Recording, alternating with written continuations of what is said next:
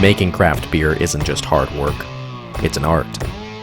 Beer from here is straight from the tanks, behind the bar, served fresh to you. And to pair with these delicious ales, a variety of amazing pizzas, and a whole lot more. Come to Pedals and Pints Brewing. You gotta try some of this goodness.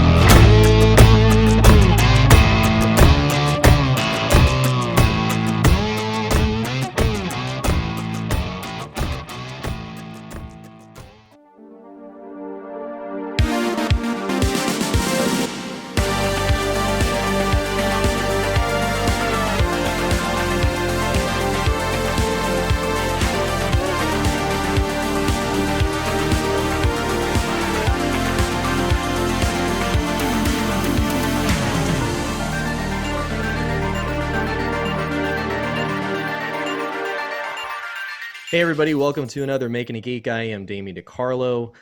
With me is my wonderful co-host, Avatal Stone. Avatal, how's it going? Good, how are you? I am good. It seems lately you've been actually posting some cool stuff on social media. What have you been doing? I've been cooking a lot. There's not much to do with the shutdown back in effect, so I'm cooking a lot for two. Yeah, it's actually been looking really delicious, I gotta say.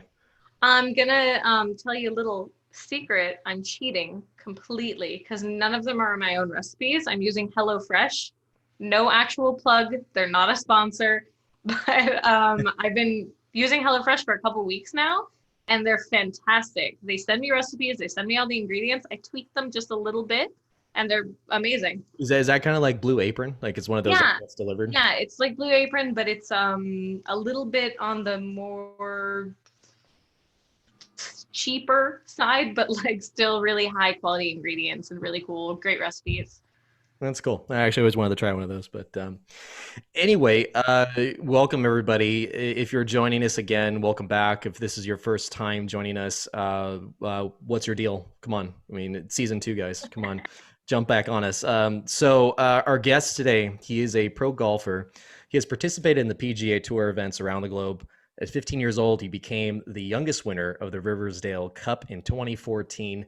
I'm very excited to welcome Ryan Ruffels. Ryan, welcome. Hey guys, thank you for having me on here. Thanks for being here, Thanks man. for being on. So Oh, great absolutely. to connect with someone that is a pro athlete. We've geeked out about so much on the show: comics, movies, people that make wine, brewers, and it's like, what else can we geek about? So today, I want to talk a little bit about that. But before I get started, I make it a practice, of course, to talk a little bit with everyone with what's going on. How are you and your family coping with the pandemic? Keeping busy and staying safe, I hope. Yeah, it's like everyone knows, it's been an interesting year. And for me, especially, I've got a bit of a mixed background. I was born in the States, but lived a lot of my life in Australia. Um, and so to see the different responses, I guess, from around the world, back home in Australia, it's been very, very strict with everything. They've had very serious lockdowns, and they've pretty much gotten COVID out of the country. And then for where I live in Florida, quite the opposite. There hasn't been a whole lot change. So it's been interesting for sure. My family's doing well. They live here in California, so parents a little bit older. They've got to make sure that they stay safe, and I'm making sure that I stay safe around them. And then when I get to Florida, you just do the best you can because things are a bit wild over there at the moment. Yeah, no, it's been pretty crazy everywhere. I really admire how Australia has been in full just complete lockdown, and they're completely gone with numbers, right? Like there's From nothing, what I understood, I think they have 5 cases a week now. which is close Yeah, to pretty much nothing. Unheard of here. Yeah, yeah. I mean, so what they did is they went on like a very, very serious, like borders were closed, not only it coming into the country, but also state borders. And it was a very, very serious lockdown for 3 or 4 months. You couldn't do anything at all. You were allowed 1 hour a day outside. You were allowed, if you got pulled over more than 5 kilometers away from the address on your license, you would be subject to a fine. Like, it was extremely strict. But because of that, and obviously a little bit different because they're an island and they can kind of stop people coming in a little bit easier. But they were able to, about a month ago, get rid of COVID completely in the country. And since then, yes, they have what they call like a big outbreak, and they had like 6 cases. But I reckon there's more cases on each street here than in the whole country over there. Sounds about right. Yeah. So, I mean, yeah, they took that approach. And for the most part, I think it's been quite good, because when I look back home now and I watch sports back home, everything's back to normal. Basically, people aren't, you don't need to wear a mask. You don't need to do those sort of things, because for the most part, there is no COVID to a certain extent now. People that are doing mandatory quarantine that is governed by the military, so make sure nobody can cheat it. So, yeah, it's how does that work for you when you go home from, say, you're in California now, you go back home to Australia for a visit? What do they do to did they test you upon entering the country, or It's what? probably a testing process, then a mandatory 2-week quarantine. yeah. So I haven't gone back, and they're only allowing citizens to go back. So I'm allowed to go back, but it's just not worth it for me at the moment. But I would have to take a test before I left, a test when I landed. As soon as I land, they escort you to your quarantine hotel. Then you stay in that hotel for 14 days. That's guarded by the military to make sure that nobody can cheat the 14-day quarantine. So you get escorted straight there. You spend your 14 days. Once your 14 days are over, you'll get tested, obviously, leaving. And then or a couple days before leaving. And then obviously, as long as you're negative, then you get to go back out, and then life's basically back to normal. You just got to deal with those 2 weeks entering the country. No, it seems Can very be worth it. doable. Yeah, I think it's worth it. Have a normal life when you get there. It's quite rare in this day and age, I guess. It's something that most of us don't remember anymore. Yeah, exactly. Right. Well, it's good that we're keeping safe, and best that we can, at least here in the States, but at least back home in Australia for you seems like it's great when you go and visit back home. But right now you're currently living in Florida, and we'll just get right into it with your career. Tell us a little bit about what you do with golf. What's current with you right now? What's going on with you? Yeah, so a little bit of a backstory. I turned professional. I'm 22 at the moment. I turned professional when I was 17. I had a lot of good options to go to college over here in the United States. Decided against it because I had some great opportunities to turn professional. So I turned pro, and I was basically playing PGA Tour events and stuff. So I had the need to move over to the States because it's too far to travel back and forth between Australia. So I got myself a place in Orlando. In 2016, started basing myself there. And then eventually when my sister went to college over here in the States, my family moved back over as well.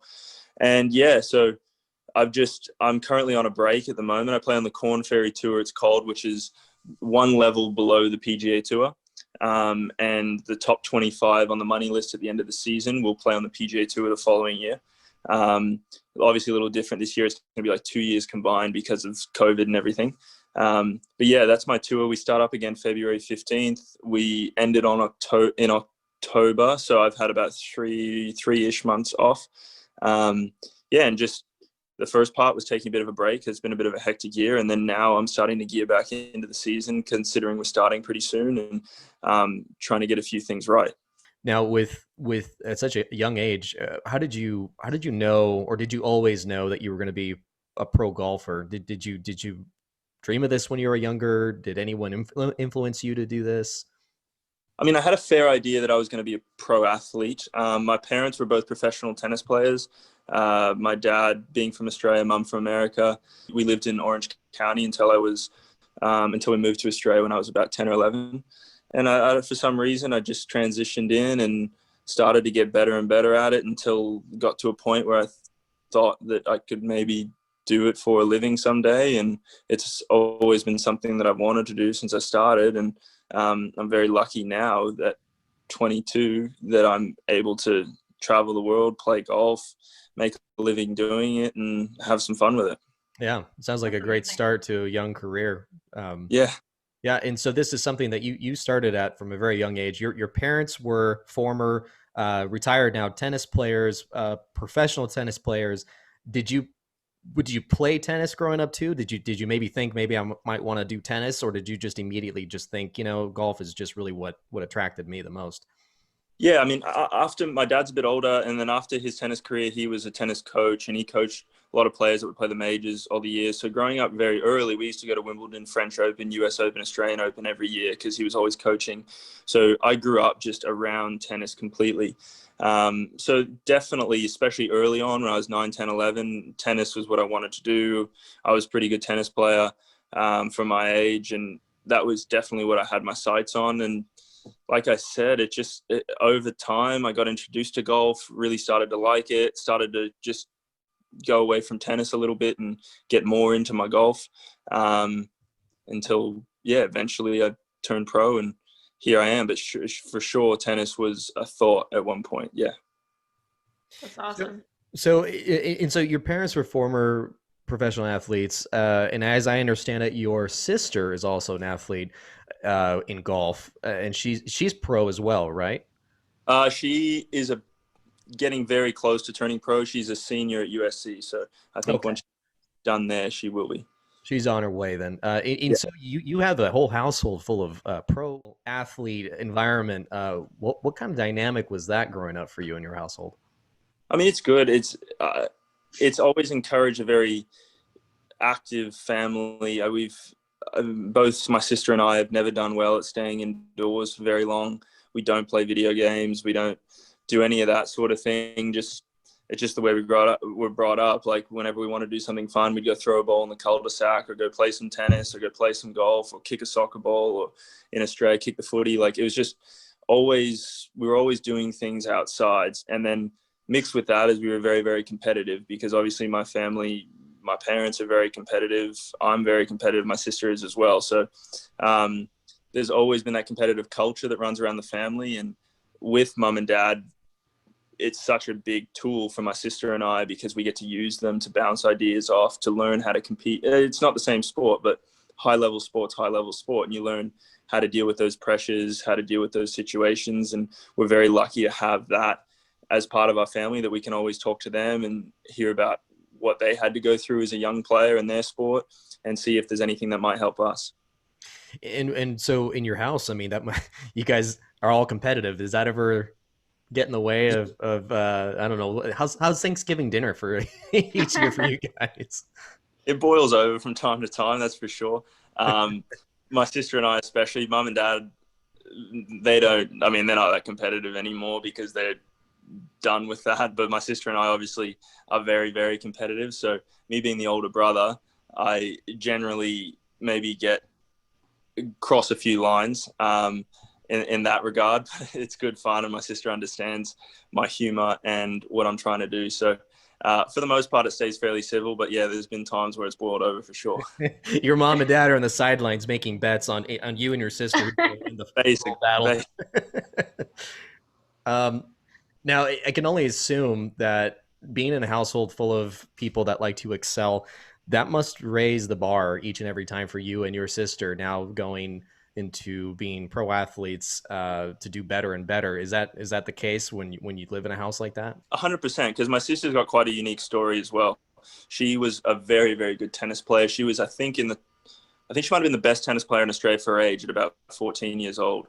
And she got to about 14 or 15, and it's very intense tennis. And it's part of the reason that I stopped as well. If you start to get good, it starts to get very intense. They send you to the academies. You're there 24/7. You're always training with the coaches and the trainers and all that sort of stuff. And you really lose any social life at all. All your mates are from the academy. You don't have any social interaction outside of that. And she just got very unhappy. And from there at 15, she picked up a golf club, started playing really good, and is now a phenomenal golfer.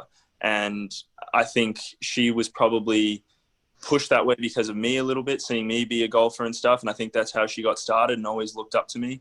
And then she obviously got very, very good, very fast. And it's been inspiring for me to watch that and see her get better and better. And now for me, she's obviously a great player, and I want to keep up. So it pushes me to be a very good player as well. And we're each other's biggest supporters. Anytime she's on the TV playing a big tournament, I caddied for her a couple of weeks ago in an LPGA event that she got an invite to. she's always watching me when I'm on TV. We very much support each other. We're, like I said, each other's biggest fans. And when we're home together, especially kind of this time of year, we're always playing together, practicing together, seeing if one of us has got something to help each other out with, which is really good. And yeah, a great environment to be in.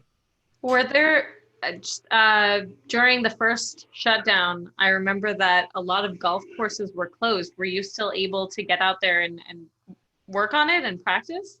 Yeah, like I said, my sister wasn't, because she lives here in California and most things Right. closed here. But in Florida, it's such a different mentality towards the whole thing that nothing closed. I mean, gyms were open, golf courses were open. Wow. And you felt safe going out, and I Well, guess it was pretty spaced. at the start, I didn't do much because I knew we weren't going to play for a long time. There was going to be a prolonged break, and nobody knew much about what was going on. So you had to err on the safe side for sure.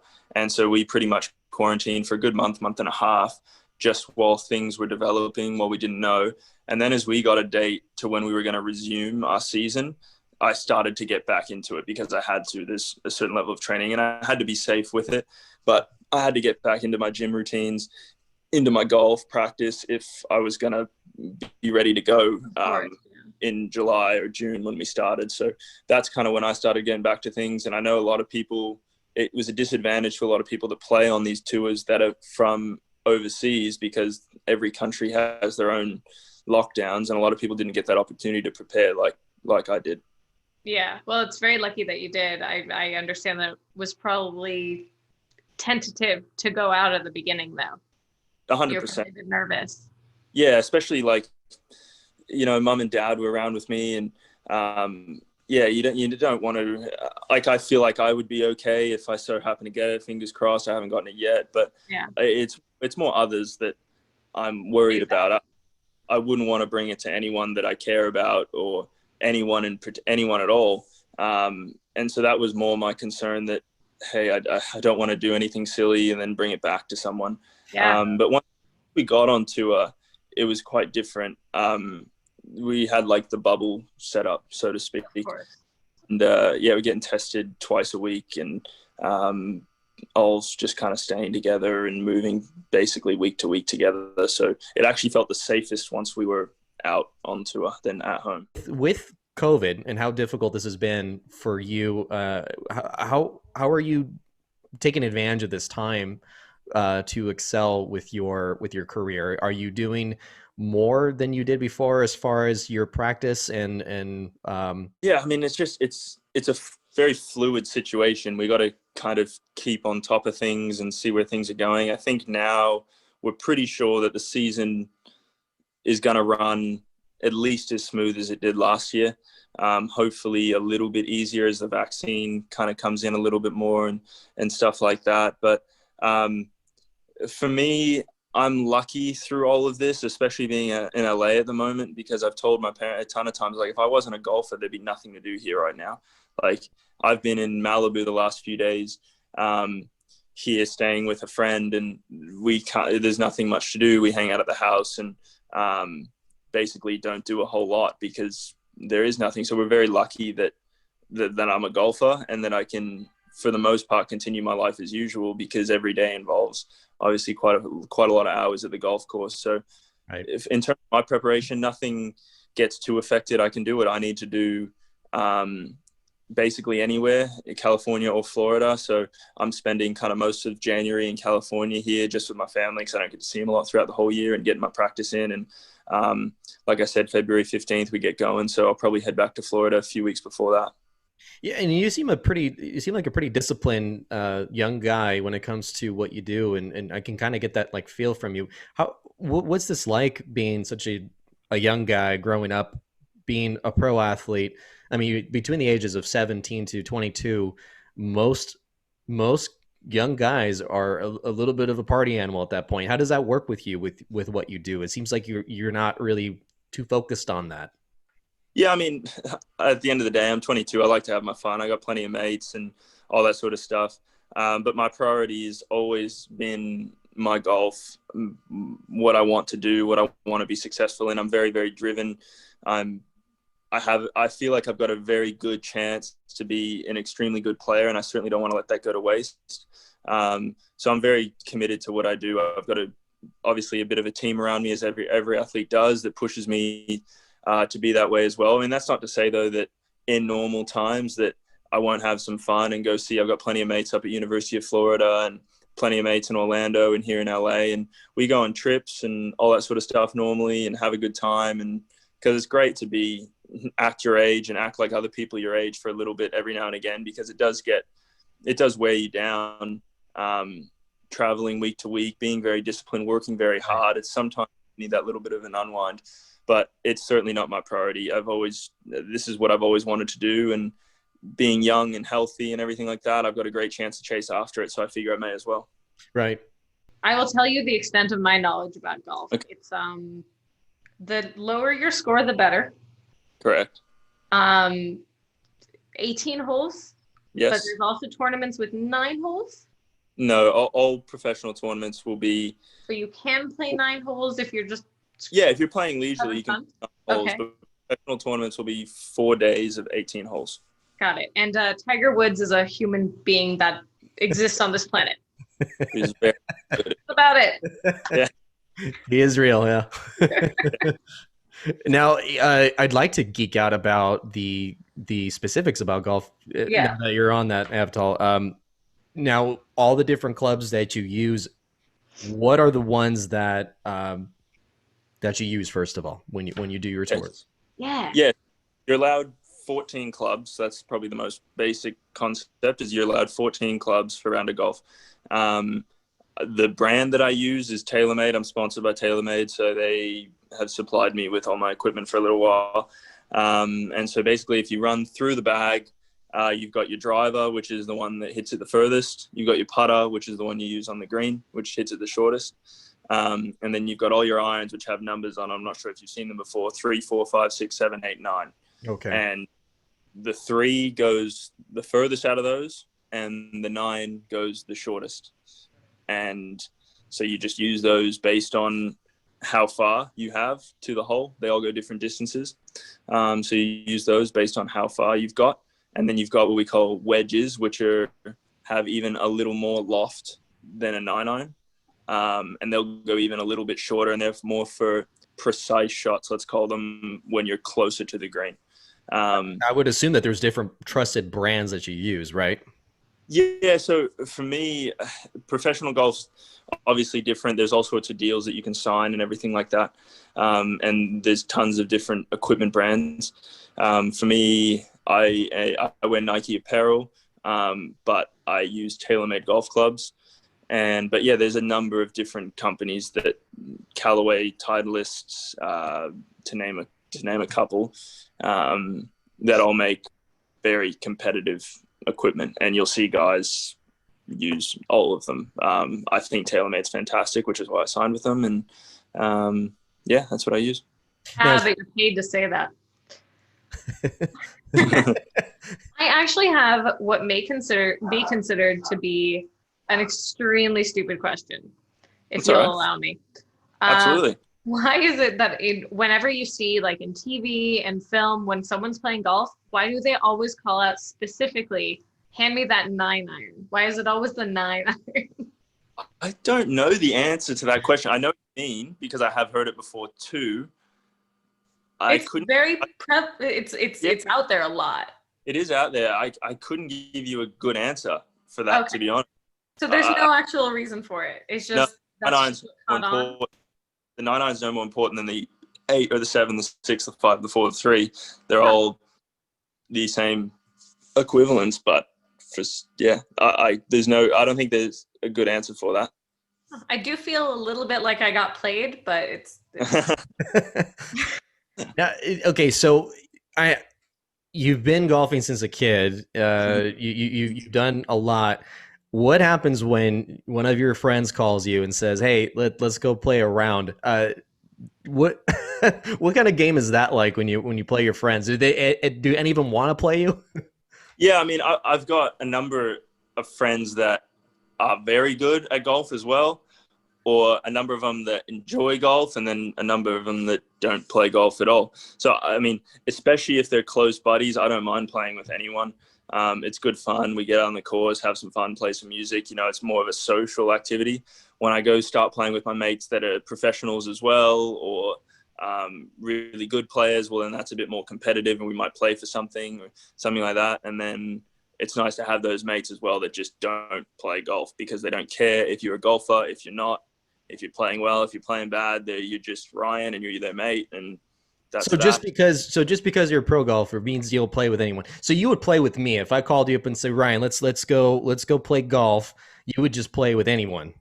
I mean, as long as you've got some level of like, I can carry the club. I can swing it. I can't Dave, promise he I'll doesn't hit wanna anything teach though. you the rules. or maybe practice for a little bit, and then Okay. we'll back to it. I'd be really good at the golf cart. Well, there you go. If you can, He'll- yeah, you drive the He'll golf bring cart. the beer. He'll bring Yeah. the beer. Okay, that sounds good. Yeah, yeah. I'll be the beer guy too. What about miniature golf? Can you do a mean miniature golf? I want to know right now. I'm horrible at it. Really? Why would you be horrible? Well, you're probably hitting the windmill instead of under Yeah. it, right? Yeah, I don't come across many golf courses as professional. They got windmills and waterfalls and all that sort of stuff. It's a good one. If you're not a golfer and you want to do something golfy with me, we could do a miniature golf. It'd be a bit closer because I'm rubbish at it. So do you ever play? Do you ever golf, play right? miniature golf? Yeah, I've played miniature golf before. I mean, yeah, 100%. Yeah, sometimes I'll go with some mates. So, you know, it's a good date spot as well sometimes. And when you play, do you ever just get like you just kind of laugh? You're like, come on, this isn't accurate. It's fun. It's just something different. Anything that's a little different, I like. So, top golf, miniature golf, they're all fun. So what's your number with miniature golf? Is it like 50? It depends. Of course, they're all a bit different. So, I don't know. It's not as good as my regular golf. Avatal, don't you play some sports? In high school, maybe. Dude, if you got me running for 5 minutes, you'd see how out of shape I am. I only run when chased. Yeah. I mean, that's the best way to be. It's part of the reason I quit tennis. I vocal coach a young lady, a 17-year-old who's actually in, I believe, Puerto Rico for tennis camp right now. She's trying to go pro. And I walk into their house. If I told you her parents' names, you would know who they are. They're famous sports people, but I don't want to like be out there. It's not my place. But you walk into their house, and because everyone's from a sport family, I feel fat next to them. I know I'm not fat. You know that they're out there running 3 miles a minute. Big. It's insane. So when you play with your friends, is it different playing in different golf courses? And that's kind of a dumb question, but I meant more of like, where do you feel most comfortable playing? Let me just say that when you want to have a good time versus a challenging course. Yeah, you'd be surprised how different courses are, especially location-wise in the United States. So there's a lot of things that we take into account as a golfer. So there's obviously East Coast to West Coast, different climates, use different grasses. There's also coastal versus inland in terms of what sort of wind you're going to get, and then temperature as well. So it's very, very different places we play. And people that don't know golf too well, you see it and you never, ever put that together. But it makes a huge difference. And a lot of people are better at playing on the East Coast and kind of the southern states and stuff like that. And a lot of people are better off playing on the West Coast. So yeah, it changes a ton, and it will change the equipment that we use week to week because of that. It'll change the way I decide to play a golf course. And yeah, preferably for me, I generally play better on the West Coast. It's a type of grass that I'm very comfortable with, and it's generally a little bit cooler, which I like as well. Where's the most difficult course you've played? Most difficult course I have played. That is a good question. Scotland. I would say, what was that? Scotland. probably. I played in Scotland. I mean, yeah, I mean, they're tricky just because the weather's so horrible. Um, Most difficult course I played, I want to give you a decent answer here. You get an invitation to go back, and you're just like, oh God, I'm not going back there. I mean, I got two answers. So there's a course in Florida in where is it? Like Sarasota-ish area called Concession Golf Club, and that is the most challenging golf course I would say I've played in terms of it's very long, very tricky, just all sorts of tricks and things.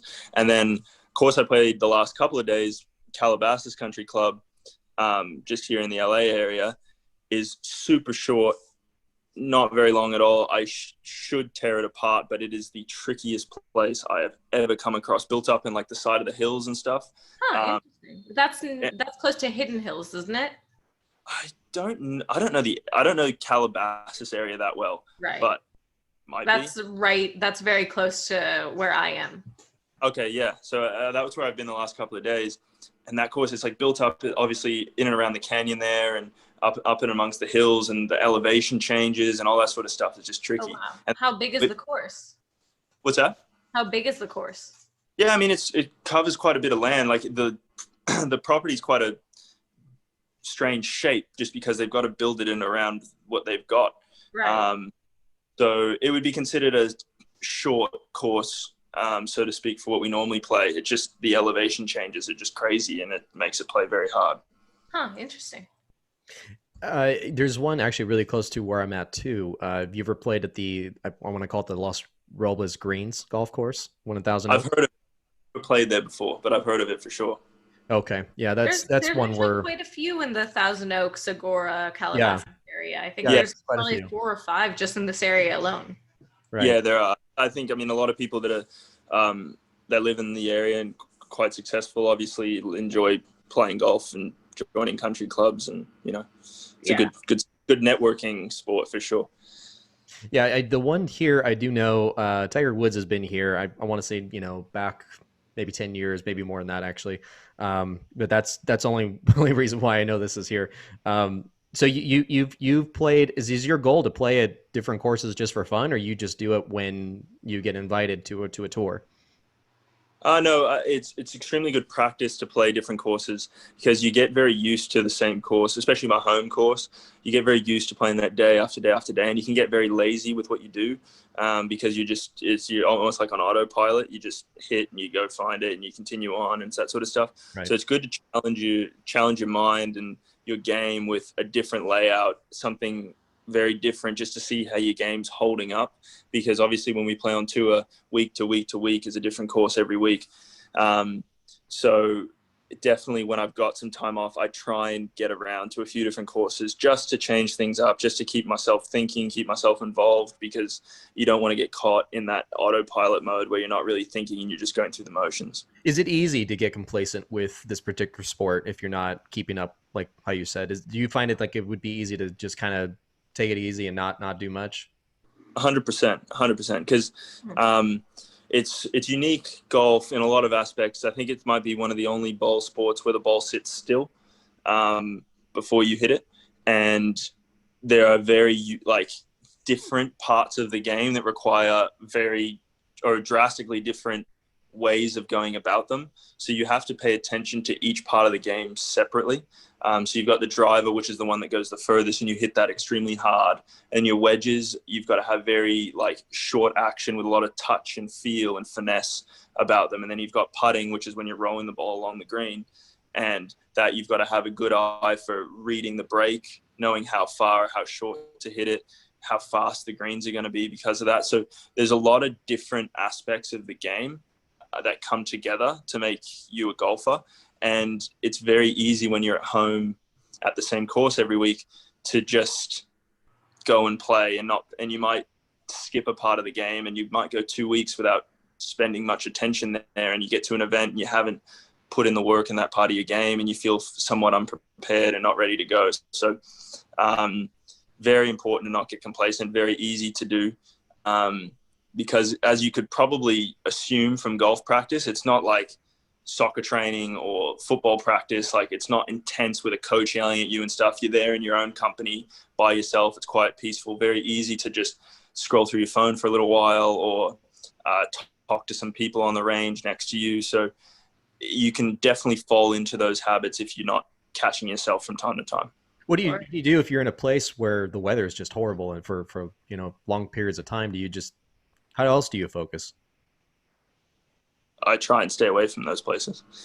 Answer. Stay in California, I guess. Then.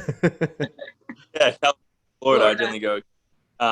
But yeah, I mean, we play in every condition other than lightning. So if it's raining, we play. Windy, we play.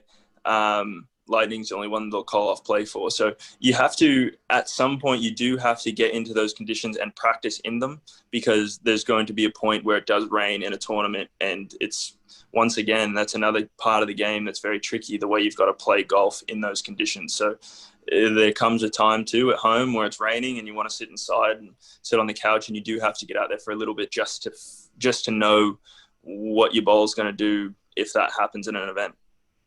When the weather is horrible, I'll say. I mean, I'll tell you, I'm really good at the Nintendo Wii golf.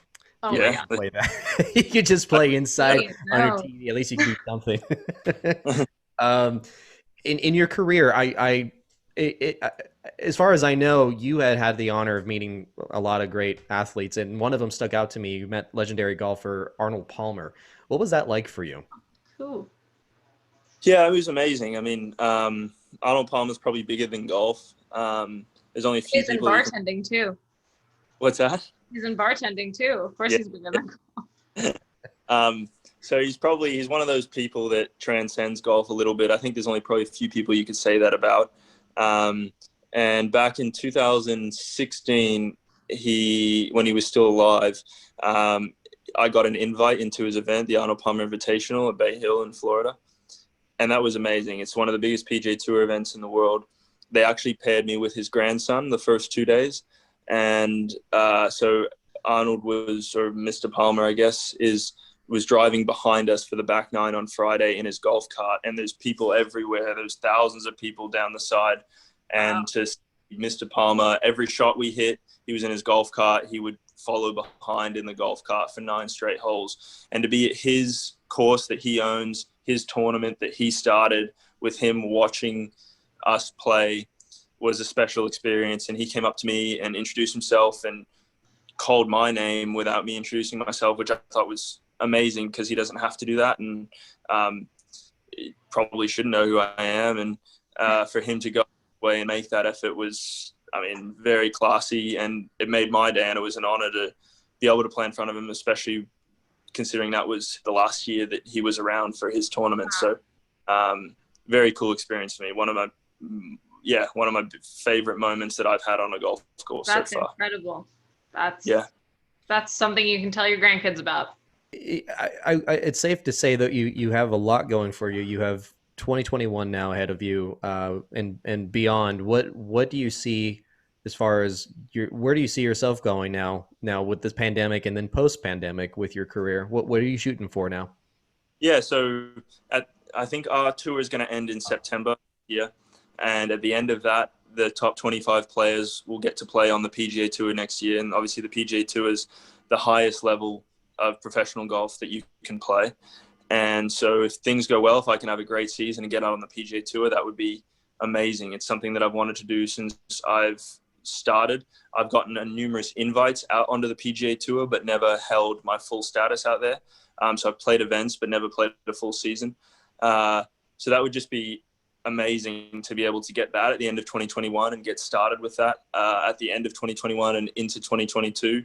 So that's my biggest goal. It's something that I've always wanted, is to play on the PGA Tour, and I've got a year to get out there, put in some good work, and hopefully be in a position that I get to play next year. And then from there, just keep climbing the ranks of the PGA Tour. It's one thing to get there, another thing to stay there, another thing to be dominant. So that's ultimately where I want to get to, where other Australians before me have been, Adam Scott, Jason Day, or some of our best players, Greg Norman, that have gone on to be at the top of the sport. And I'm certainly going to give that a fair crack and see if I can't get there as well. Yeah, That's such a great goal. Yeah, you have so much going for you. You seem like a really laid back, nice, fun guy, but at the same time, I can tell that you're very serious about your career, and I don't think anything's going to get in the way of that. So I wish you the best, and I know you're going to do very well. Absolutely. We definitely would love to one day get together and talk with you more. And for now, I definitely wish you well and the best for 2021, and no doubt you're going to do really good. Thank you very much, guys. I appreciate you having me on, and would love to jump back on when I'm on the PGA tour. That'd be great. Where can folks find you, Ryan, on social media? So yeah, I'm Ryan_Ruffels on Instagram and at Ruffels on Twitter. And yeah, you find me on those. Not on TikTok yet. Not on TikTok yet. Not Avatar, how about you? Instagram, Avatar Stone B. Facebook, if you want to deal with that, which I don't think a lot of people do anymore. Just my name, Avatar Stone. And if you really like looking at pictures of food, follow me on Instagram. You can find me at Damien_DeCarlo on Instagram, as well as Making a Geek_podcast. Ryan, thank you so much. We wish you the best for you and your family during this time. Be safe. Can't wait to be back with you guys. Maybe have a drink together once this is all over and we can go back to normal. We can have a Victoria Bitters. There you go. There you go. Love that. Don't forget to Thank hit subscribe and that little bell on this channel for more cool content. Until next time, everybody, keep calm and geek out. Good night, everybody.